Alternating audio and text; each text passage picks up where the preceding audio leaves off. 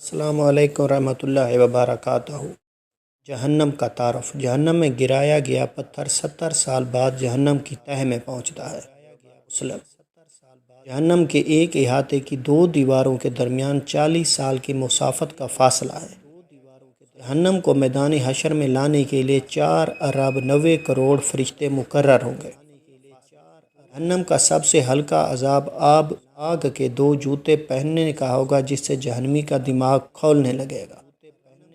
جہنمی کی ایک داڑھ یعنی کہ بڑا دانت احد پہاڑ سے بھی بڑی ہوگی۔ جہنمی کے جسم کی کھال 42 ہاتھ 63 فٹ موٹی ہوگی۔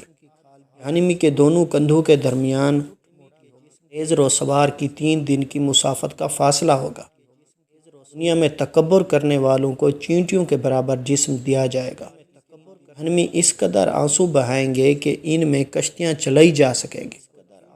جہنمیوں کو دیے جانے والے کھانے کا ایک ٹکڑا دنیا میں گرا دیا جائے تو ساری دنیا کے جانداروں کے اسباب معیشت برباد کر دے۔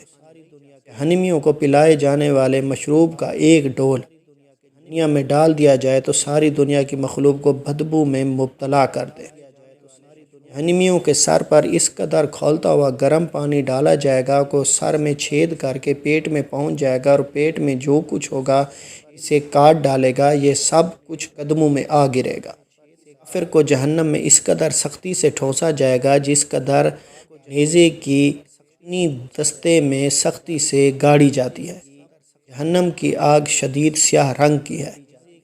جہنمیوں کو آگ کے پہاڑ صعود پر چڑھنے میں 70 سال لگیں گے۔ اترے گا تو پھر اسے چڑھنے کا حکم دیا جائے گا۔ جہنمیوں کو مارنے کے لیے لوہے کے گرز اتنے وزنی ہوں گے کہ انسان اور جن مل کر بھی اسے اٹھانا چاہیں تو نہیں اٹھا سکتے۔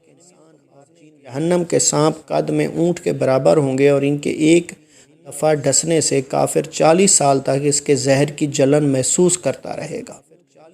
جہنمی کے بچھو قد میں خچر کے برابر ہوں گے، ان کے ڈسنے کا اثر کافر 40 سال تک محسوس کرتا رہے گا۔ جہنمیوں کو جہنم میں منہ کے بل چلایا جائے گا۔ اللہ تعالی ہم سب کے صغیرہ و کبیرہ گناہ معاف فرمائے، آمین والسلام۔